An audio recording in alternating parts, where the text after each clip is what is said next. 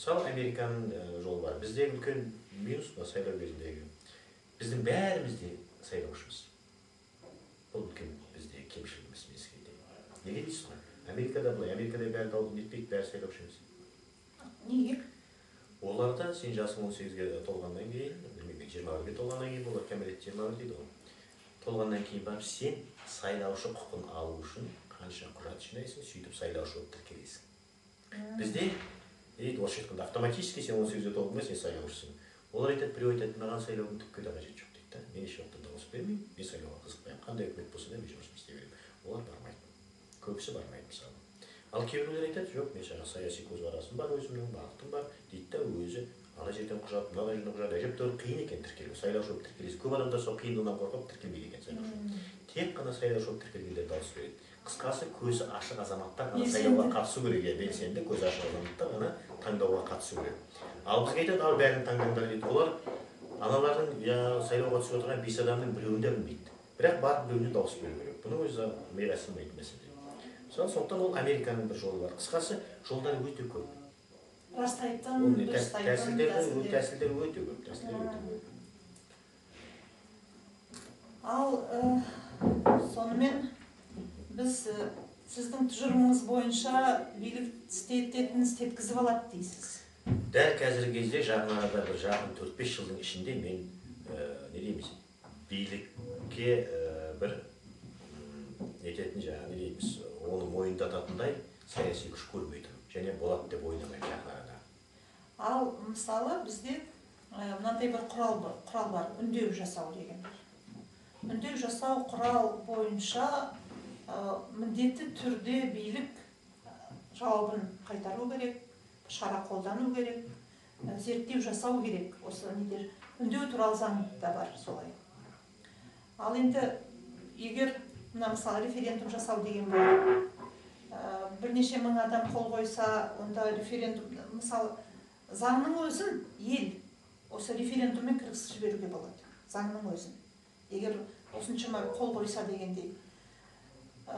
Ең болмаса сол елді көтеріп, елді белсенділікке айландырып, осы заңдарды енгізу арқылы, немесе қайтару арқылы сондай шараны істеуге бола ма? Болады, бірақ бұлайда оған біріншіден өте көп қаржы керек, өте көп дайындық керек, содан кейін өте көп уақыт керек. Сіздер мысалы, әрбір жаңағы облыстан неше адамнан, 300 адамнан бұл қолдары жинайсыздар референдум заңы бойынша. Сосын мына мәселені әуелі референдумға мына мәселені қою керек деген нәрсені өткізіп алу керек та, сосын барып жаңағы сол мәселені қояды. Былайша 2 рет референдум жасаған боласыздар. Бірақ ол келеді президенттің алдына. Президент оған қол қоя ма, қол қоймай ма? Осыдан басталады. Екіншіден, жаңағы сіздердің жинаған адамдарыңыз қанша адам ойлап қараңызшы.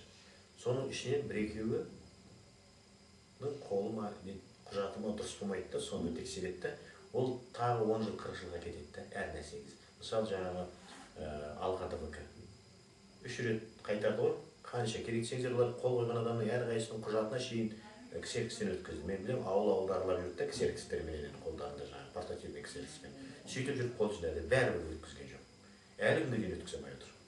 Ақшалар бар. Әблязовтың жаңағы беріп жатқан ақшалармен. Олар тіркеле алмай отыр. Қанша дегенмен айтады, бәрібір. Әртүрлі сылтаулар бар, басқалар бар, ол бос нәрсе, менің өз ойымша. Бұлайда әңгіме, оның бәрі керек, ол халықты оятудың тәсілдерінің біреуі. Сіз онымен бірақ өздеріңіздің қойған армандарыңызға, мақсаттарыңызға жете алмайсыздар. Бұның ең ғана бір жолы бар, бұл әрине өте ыңғайсыздау жол дейміз бе, демократиялық емес жол дейміз бе, бірақ ол демократияда да бар. Бұл халық өзінің күшін көрсету керек. Қолына қар болмау керек, бірақ жаңағы ең болмаса бір 50 мың адам Алматының алаңына шығып үнсіз 1 сағат тұра ма, билік сондасын ол мүмкін. Ал егер әр облыста 10 мың адамнан шығып тұрды ма, 1 сағат тұрсын да қайтып кетсінші. Еш нәрсе демейді. Қолына бір ғана бәрі жиналып бір плакатты көтеріп тұрсыншы. Болды, сөйтіп қайтып беріп қалсын. Сол уақытта ғана билік сенімен санаса бастайды. Егер сен сондай шығарылатын болсаң, әр облыста.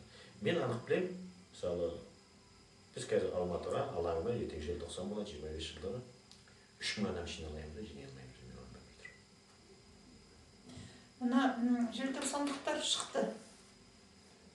Алаңға саясаттар шара жасамаңдар, алаңға шықпаңдар деген үндеу жасады. Бұл сонда олардың мына Бахрам, одан кейін сол кісілер, біраз қасында кісілер. Мен сол олардың үндеуін түсінбедім. Біріншіден, алаңды меншік ете алмайды, күнді меншік ете алмайды, енді мейрамды меншік ете алмайды. Қалай олар сондай үндеу жасауы мүмкін? Бұлайда оған ревизияның қажеті жоқ та, әрбір топтың, енді оларда бір топ қой, мысалы, оларда желтоқсанның бір тобы тіркелген шығар. Әрқайсының өзінің көзқарасы бар. Біреулер айтады, алаңға барайық, Құран оқиық, гүлімізді қояйық дейді. Біреулер айтады, мүмкін 25 жылдық көшенің бойымен мүмкін Абылай ханға дейін барайық, бір рет. Сөйтіп халықты жаңа 25 жылдық екенін есіне салайық дейді шығар, әртүрлі. Бұл халықтың қалай қолдауында осы мәселеде? Біреулер шықпай-ақ қояйық дейді. Оған режимнің қажеті жоқ та, өйткені біздің әрқайсымыздың өзіміздің пікіріміз бар ғой. Олардың сондай пікірі бар шығар. Мүмкін олар қорқатын шығар, жаңағы қозғалыс болып кете ме, бір үлкен билік шығарды деп ойламайсыз ба? Мүмкін билікті айтатын шығар. Енді біз оны қолынан ұстап алған жоқпыз ғой. Сондықтан мен әр адамның пікірін, әрбір партияның, әрбір топтың пікіріне мен өте, не деймін, жаңағы құрметпен қараймын. Ал бірақ Ертісбаевтың айтқан сөзіне қарағанда тұлғалар жоқ. Елікеевтің айтқан сөзіне қарағанда тұлғалар жоқ деп. Мен ойлаймын, енді мына Нұр Отан қанша пайыз өтсе де іріктеп тізім жасайтын шығар деген үміт бар. Мүмкін осы мамандарды қосатын шығар деген үміт бар. Енді сол тұлғалармен таласатын, солармен пікірлесе алатын басқа партиялар өтіп жатса, солардың да ішінен тұлғалар шықса екен деген үміт бар. Енді сол тұлғалар саны көбейсе, ең болмаса мейлі билік дегенін десін, бірақ ел тұлғасы қалу деген, ең болмаса парламентті қазақша сөйлету деген, осының барлығын істету, мен ойлаймын, осы әр адамның парызы деп. Ол мүмкін сіздің де парызыңыз шығар. Бәріміздің парызымыз, иә. Барлық адамның парызы болуға тиісті де. Енді соған атсалысайық, бірігіп жұмыс істейік. Жақсылыққа барымызды, не болса да құқымыздың барлығын жақсылықты асыра беруге қолданайық. Енді сіз жаңа мен не деп ойлап қалмаңыз, жаңа мынау жерге аспайды, мынау жерге аспайды, пессимист деп ойлап қалмаңыз да, мен осы 22 жылын саясатқа бердім, қоғамдық жұмысқа бердім, мен әлі де жұмыс істей беремін. Бірақ не дейді, ең көп мәліметі бар оптимист, пессимист дейді ғой жаңағы. Сол сияқты мүмкін бұл жаңа не дейміз, кухняны дейді ғой, бұл кухняны көбірек көрген шығармын, көбірек басынан өткен шығар. Сондықтан өзімнің пікірімді айтып жатқанымда, әрине бұл түк істемей отыру деген мәселе емес. Жаңағы айтып жатқандарыңыздың бәрі халықты әлі де бір оятатын, алға жылжытатын, азаматтық көзқарасын оятатын мәселелерді. Бірақ менің айтып жатқаным, ол арқылы дәл бүгінгі күні мақсатқа жете алмайтынымызды айтып отырмын да. Бірақ олар кәдімгі не дейді жаңағы саяси ұйымның, партияның белгілі бір тәсіл есебінде міндетті түрде қолданыла береді да. Қазақта бір жақсы сөз бар, мен осы соңғы уақытта қайта беремін. Жағаласқандай жаны ағады дейді. Жағаласу керек та. Жағаласу керек. Енді бүгін ауылдан қазақтарды қалаға ығыстырып жатыр, жерлерін фермерлер алып бір ұйымдар жасап жатыр. Енді қазақ жерсіз қалғаннан кейін қаладан күн көргісі келіп жатыр, қалада күн көрісі нашар болып жатыр. Енді қазақтар оян деген қазақ, мен ойлаймын, ол енді ұран ескі шығар, қазақ оянды деп ойлаймын мен. Қалай ойлайсыз? Бұлайда сол қазақ оянғаннан бұрын менің ойымша қазақ бол деген ұран дұрыс сияқты. Біз сол қазақтықтан кетіп бара жатырмыз да. Қазақтың қайсар мінезі, қазақтың жаңағы басынан сөз асырмайтыны, қазақтың рухы, қазақтың кемеңгер даналығы, осылардың бәрінен кетіп, жаңағы неміз күйкі тіршілік, мещанство дейді ғой, жаңағы жеген тамағымызға, жаңағы көрген киномызға мәз болып кетіп бара жатырмыз да. Сондықтан әуелі қазақ бол деп бәріміз қазақ болса, ол оянады. Себебі қазақ егер ұйықтап жатса, осыншама жерді сақтап қалып, осыншама тарихымыз бар. Барлық тарихымызды қарасақ, біз тек қана жаңағы недейміз, күреспен өткенбіз осы неден бәрінде. Күреспен келе жатырмыз да, сондықтан дәл осындай ұлт, дәл осындай халық, ол недейміз, бүгінгі жағдайда отыра бермеу керек те. Менің ойымша біздің бүгінгі жағдайға түскен себебіміз біз қазақтықтан айырылғанымыз деп ойлаймын да. Сондықтан қазақ болсаң, жаңағы оян қазақ деп сонда айтасың сен қазақ. Ал қазір көбіміз біздің жаңағы қазақтығымыз жоқ болғаннан кейін кімді оятамыз. Сондықтан шығар оянбай жатқанымыз. мынандай тағы бір жағдай бар. Енді бүгінгі күні мысалы, мына сіз енді тіл туралы заңды қабылдатамыз, талдаймыз деп сондай атсалысып жатырсыз. Осы бір ай аяқталады, сол бір ай аяқталғаннан кейін нәтижесін ары қарай көре жатармыз деген ой бар. Бірақ бір бәріміздің қазір мойындайтын бір жағдайымыз, орысы болсын, қазағы болсын, қазақ тілді мына дәрежесін көтеріп, мына сыртпен жазылатын заңдардың барлығын қазақ тілде жазуға шарт қойып мойындатсақ, осы қазақ тілдің мемлекеттік дәрежесі бізді сақтап қалуы мүмкін. Мына кеңестік одақтан жұтылғызбай дегендей. Сондай мүмкіндік бар. Бірақ ол іске асу үшін қазақтар шынымен сол қазақшылығы асу керек. Ал қазір байқаймын, қазақтың екі біреуі, мысалы, мен орысша білмеймін деп тұрса, көп жер ұтамыз қазір біз. Бірақ олар орысша білемін деп жағаласады. Әрін шүлдірлеп тұрса да, мен орысша білемін деп жағаласады. Бұл қандай қасиет? Бұл менің ойымша жақсы қасиет біріншіден. Себебі, не дейді, біз көштен қалғымыз келмейді де әр уақыттарда.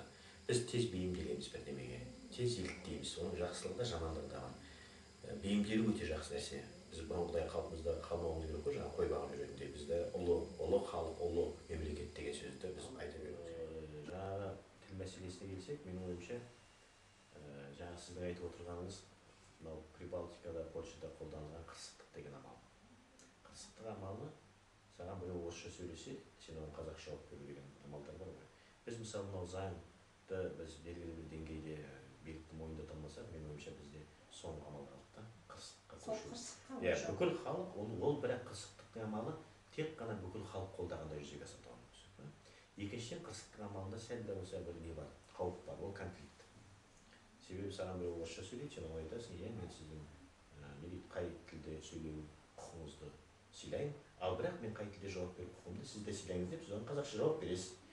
Ол уақыттарда әсіресе мынау жұмыс істейтін жерлерде конфликті болуы мүмкін да.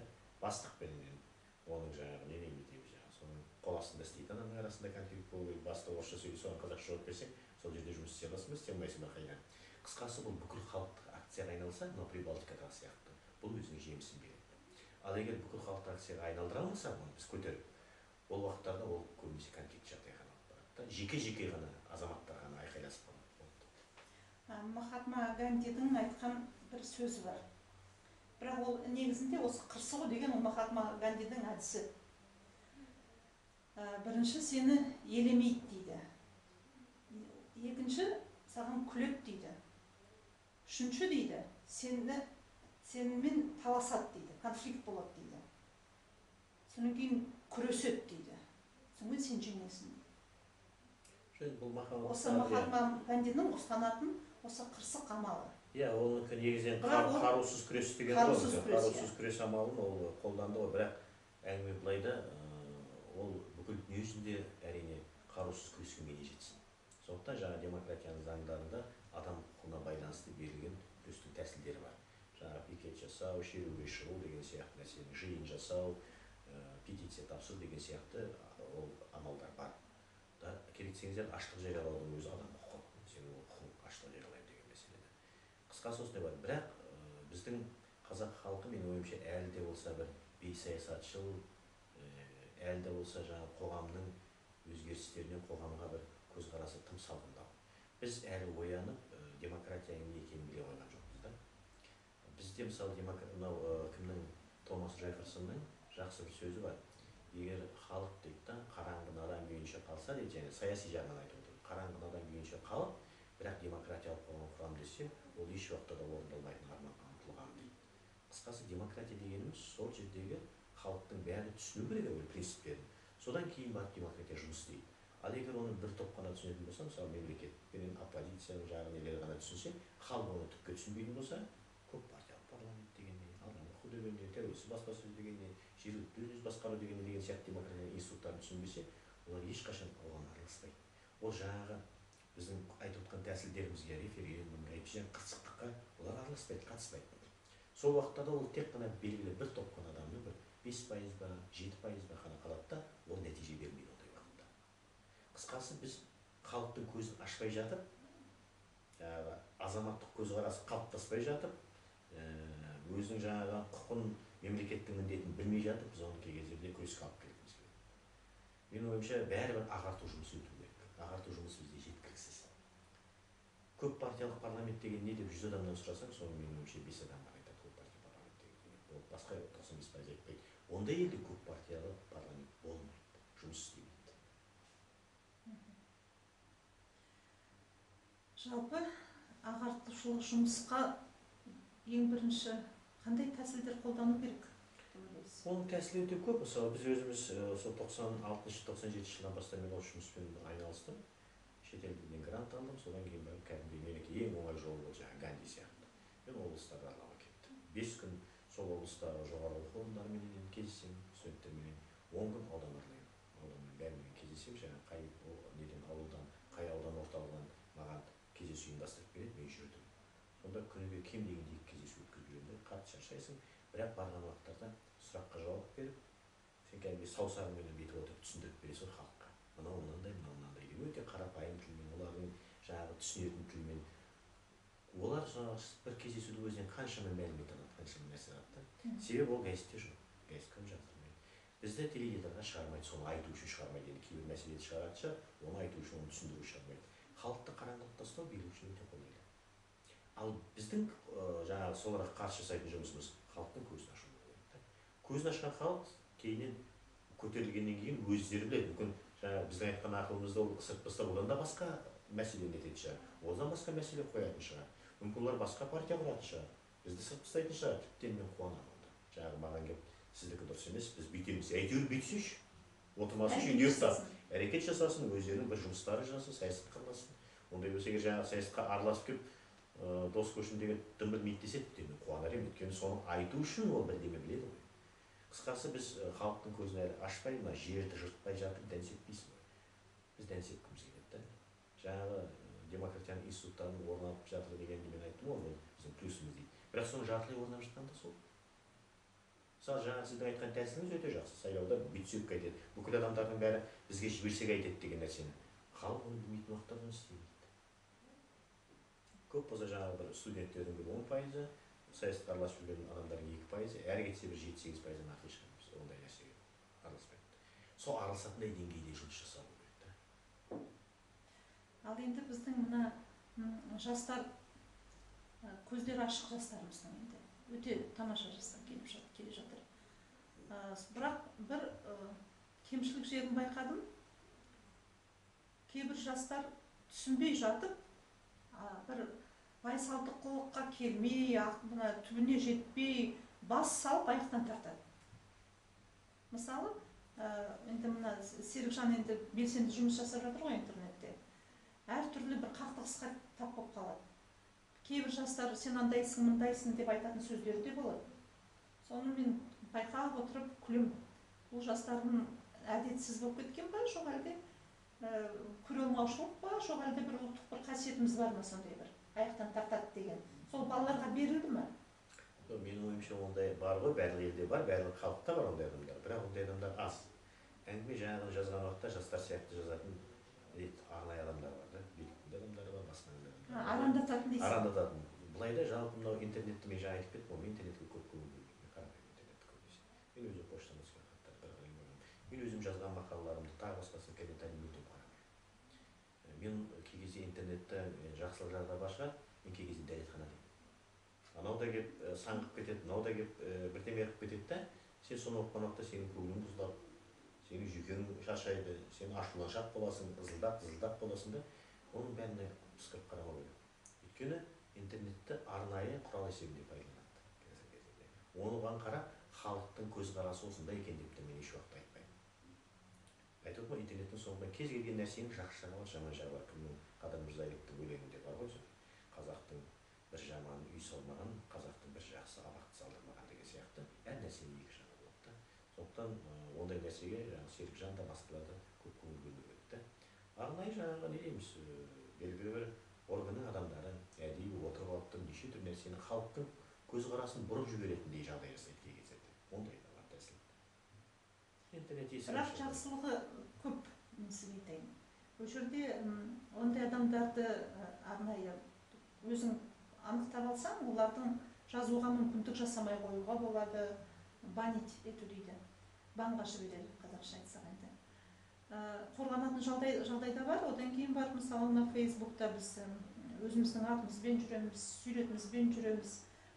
Интернетте кездесіп, өңімізде кездесіп, қай жерде кездескенімізді шатастырып та жүреміз дегендей сондай жағдайлар бар. Сонда біз оны мына өмірге жақындатып, интернетті, мына өмірде адаммен қалай сөйлесе аласың, сол сияқты интернетте сөйлес деген бір әдет қалыптасып келе жатыр шынымен. Мен өзім осы интернетпен жұмыс істегенге өз басым қазір қарсымын өзім. Себебі мен бір американдық жолдасым айтып еді, мен дейді бірінші қабатта тұрамын дейді, жолдасым екінші қабатта тұрады дейді. Кейде 3 ай 4 ай бойы бірімізді көрмейміз, күніге бірақ 1 сағат 2 сағат сөйлесеміз дейді, бірімізді көрмейміз. Интернет бізге бір не сияқты болып кетті да, бір сол интернетке бір неме жазғанымызға мәз боламыз, соған бір күрес сияқты, оған біреулер өздерінің пікірлерін жазғанына мәз болады. Біз онсыз да шай ішіп алып сөйлеген жақсы көретін едік, енді қазір интернетке кіріп алып сөйлеген жақсы көреміз. Ал қазақтың мәселесі, әсіресе ұлттың мәселесі, бұл көшіп шыққанда шешілді. Желтоқсан кезінде шешілді, шаңырақ кезінде қалай шешілді, егер жаңағылар қарсылық жасамай интернет тұтқан уақытта ол үйлерінен айырылатын еді. Қазір сол үйдің бәрі заңдастырылды ғой мысалы. Сол сияқты біздің мынау интернет кей кезде адамның аяғын қолын неше қылып тастайтын сияқты. Сен жаңағы аяғың жоқ, сен мынау 2 саусағың болса болды көзіңе, сен жұмыс істей бересің, бұл қылай емес. Қазақтың жаңағы не дейді, қазақтардың жаңағы тірі, мен жаңа айттым ғой, мен ағартушылық жұмыс жүргізген уақытта жұрттың алдына барып, алыс ауылдарға барып, тура қарап отырып сөйлесем де, әзілдесіп отырып, көрсетіп отырып, кешке жақын сол үйден ет жеп отырып сөйлесесің, одан артық ештеңе жоқ. Сол уақыттардан олар көп нәрсе біледі екен. Және ең қызығы сол бағдарламаны жүргізілген уақытта мен кейінгі кезде ойлай бастадым, мынандай сұрақтар кей кезде қайталанады, көп сұрақтар қайталана бастайды да. Сосын мен айттым, жазбаша сұрақ беріңдер деп көштім. Сосын 1 ай бойы жазбаша сұрақтар жинап алдым да, Қазақстанның саясаты мен демократиясы туралы 100 сұраққа 100 жауап деген кітапша шығарып берген. Ол кітапша өте сол уақыттарда, бұл нешінші жыл, 2000 жылдан, 98 жылдан, сонда 98 болса. Ол кітапша аяқ қолы жерге тимей кетті. Өйткені ананың ішінде күнделікті қойып жүрген сұрақтарына қарапайым ғана жауаптар бар да. Ішінде. Қайта шығаруға бола ма қазір? Қазір қайта шығаруға болмайды, себебі қазіргі сұрақтар мүлдем бөлек. Ол уақыттарда 98-дегі сұрақтар емес.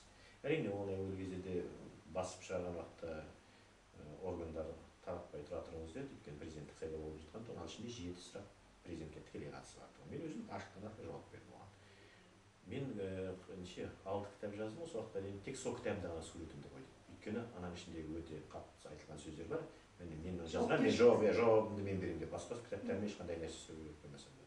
Қысқасы, жаңағы халықтың арасына бару деген бар ғой, орыстар революционері, народовольцы. Маған сол ұнайды. Мүмкін енді ол барлық саясаткер ондай болу керек міндетті емес шығар. Кейбіреулер үндемей жүріп жаңағы жақсы саясаткер шығар. Кейбіреулер жаңағы халықтың арасына барып түсіндіруге бір несі ебі бар, икемі бар. Оған өзіне сол ұнайды. Сондықтан әр саясаткер әртүрлі. Бірақ дегенмен саясат көбінесе сол халықтың арасына барып тұрады. Себебі кей кезде айтады ғой, мысалы, президентке түсетін уақыттарда әсіресе ойбай осы Назарбаевқа қарсы шығатындай кім бар, тең келетін дейді ғой. Мен 100 адам бар, мен қазір айтып, мен сізге 100 адам деймін де, бірақ деймін, оларды сіздер көрмейсіздер, себебі олар телевизорға шығармайды. Оларды газетке жазбайды. Сондықтан сіздер көрмейсіздер. Біз білеміз, көреміз, көріп жүрміз. Бірақ ол бүкіл халықтық деңгейде көрінбейтін себебі сол. Екіншіден, Назарбаев сонымен қатар отыру керек, сөйлесіп. Бір сұраққа екеуі бірдей жауап беру керек. Американың президенттік сайлауында шығады, ол міндетті. Американың заңы бойынша міндетті. Одан бас тарта алмайсың. Бас тартсаң, сені президенттік сайлаудан шығарып жібереді. Сен шығуға міндеттісің. Ал біздің президент өткен жол бас тартты, мен ондай нәрсеге қатыспаймын деп, мен өзім жұмысымды істей беремін деді. Ал егер қарсы отырып, бірге отырып, бір сұраққа екеуі жауап берген уақытта халық сонда бағалайды. Өйткені екеуін салыстыру керек қой. Бізде салыстыру жоқ қой. Ал енді мына уақыт зымырап бара жатыр ғой. Мысалы, біз енді бірде компьютерде жұмыс істеп отырамыз да, 5 минутқа далаға шығып келген сияқты Фейсбукқа кіреміз де, не болып жатыр елде деп. Сол жерде қойған сұрақтарына жауабын беріп, елдің айтқан пікірлерін естіп, бір-екі шолып шығамыз да, сонымен қайтадан шығып кетеміз. Бұл енді интернетке бейімделу бір ережесі болу керек әрине. Ол міндетті түрде өте отыра берсең жұмыс бітпейді. Өткен жолы не істеп отырсыздар интернетте деген Назарбаевтың бір видеоролигі жоқ интернетте. Сендер не істеп жүрсіңдер бұл жерде дейді, не алып отырсыңдар дейді. Енді бірақ біз отырған кезде сол отырған жерімізде отырмыз, жұмыс істеп. Арасында Фейсбукқа кіреміз де соңғы хабарды естиміз, айтатынымызды айтамыз да шығып кетеміз. Енді жұмыс тәртібі бар ғой. Сол өте ыңғайлы. Мен мысалы егер оны ыңғайлы емес, ол өте жайлы. Иә, мен мысалы оны бір күнде сонша жұмыс бітіру үшін мен сізбен бүгін бір келістім ба? Мысалы 2 сағат сөйлесіп отырмыз. Ал бір 5 минутке айту үшін сіз келмейсіз ғой.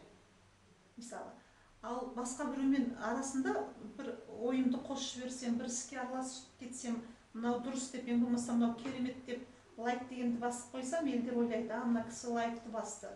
Бұны оқуға болады екен. Өйткені қаншама ақпарат бар, біздің уақытымызды алады, оның бәрін оқу мүмкін емес. Ал біреу оқып шыққаннан кейін мен осыны ұсынам десе, ойлайсың, мына кісі ұсынып тұр. Бұны назар аударады. Біздің назарымызды аулап отыр интернетте. Және назарымызды аулаған кезде көп болса бір 5 минут уақыт береміз. Көп болса. Одан кейін енді демалған кезде ғана. Басқа кезде шығамыз да қайдадан тура сол жерде отырмыз, отырған жерімізде. Жай ғана терезесін ауыстырамыз. Өте ыңғайлы. Мен былайда, мен жаңағы сіздің айтқан нелеріңіздің біреуін де білмеймін де, жаңағы Facebook дегенді де басқанда үйретуге мен сізге былайда, және мен оған қызықпаймын. Менің қызым айтишник. Александр Янпет, сонда айтишник, ведущий жақсы. Мен өзім ондайға қызықпаймын да, себебі маған қызық, мысалы осы айда мен Тарбағатайды арладым 3 ауылын, сосын Қатон-Қарағайдың ауылдарына аралап кездесуге жасадым да. Олар ұлттық мәселенің бәрін түсіндіруге, бұл алыс ауылдарға, өйткені жақындардың бәрін бітірдік біз. Енді алыс ауылдарға, өте алыс. Аналар еді, сіз не қылып жүрсіз бұл жақта? Енді ең болса аудан орталығында кездесу жасасаңыздар, мен там аудан орталығында кездесу жасаңыздар. Ол жақта қызметкерлер, бәрі де жаңағы нұр отан тағы басқа не істедіңдер, қандай сұрақтарыңыз бар деп жаңағылармен сөйлесем де. Егер енді дәл мен сияқты айтып отырмын, бұл әртүрлі шығар, бұл менің өзім бір ерекшелігім шығар да саяси жұмыс жүргізуге. Бірақ ойлап барсаң, Қазақстандағы 200-ден астам ауданда, осы біздерде 200-ден астам адам бар шығар, біз сияқты. Солар бөліп алып, 10 күннің ішінде сол жердегі әрбір аудандағы 20 ауылды аралап шықса, әр ауылға бір күнде 2 ауылды аралап шығарды. Бір айдың ішінде бүкіл Қазақстанның халқын бір оятады деген нәрсе ойлайды. Мен жаңа жерде жүрген уақытта ешкімді көрмеймін да. Саяси партиялар, қоғамдық ұйымдардан, басқалардан. Енді жергілікті бәрінде нұр отан бақылап отырады, басқаның бәрінде. Жүгіріп, біздер ұлтшылдарды да көрмеймін өкінішке орай. Сондықтан мен ойлаймын да, егер бізге телевизорға мүмкіндік бермесе, газетке жазуға мүмкіндік бермесе, мынаны ауылдарда бәрі білмейді, ол жетпейді ауылға. Енді бірақ нәрсе қалады, халыққа бар. Бұл да бір жақсы тәсіл. Және ең қызығы, ол арқылы сен өзің байисың біраз нәрсе. Екіншіден, сен жағдайды өз көзіңмен көріп білесің. Газеттен емес, басқадан емес. Кімнің қанша ақша алатынын білесің. Кімнің қанша жаңағы жағдайының, қай жердің жері алынып қалды, қай жерге оралмандарға жер беріп жатыр. Мысалы, былтыр мен 93 күн үйге қонбаппын. 28 тамыздан бастап. Демек мен 4 айдың 3 айында мен үйде болған жоқпын. Менің ойымша, қазақ үшін, әсіресе қазақтың өзі менталитеті бар. Сенің келдің ба алдыңа, олар мәсіп болады. Міне, келді, ал енді айтатынымды айт. Біздің мынандай сұрағымыз бар. Әсіресе сенің сыртыңнан естіп, бір-екі жерден көріп қалғанымыз бар. Ол болса тіптен жақсы. Сіз дос екенсіз ғой деп жаңа айтты. Содан кейін барып сенімен арадағы жұмыс жақсы болады. Мен ойымша ағарту жұмыс деп айтып жатқанымыз сол ғой. Ағарту жұмысы әлі жеткіліксіз деуді осы бағытта. Рахмет. Көп ойлар айтып тастадыңыз. Мен ойлаймын, енді біздің көрермендерімізге сіз енді ауылдан аралап тікелей жеткізіп жатсаңыз, енді біз интернет арқылы да сіздің сөзіңізді жеткізіп отырайық. Сізге көп рахмет. Жақсы.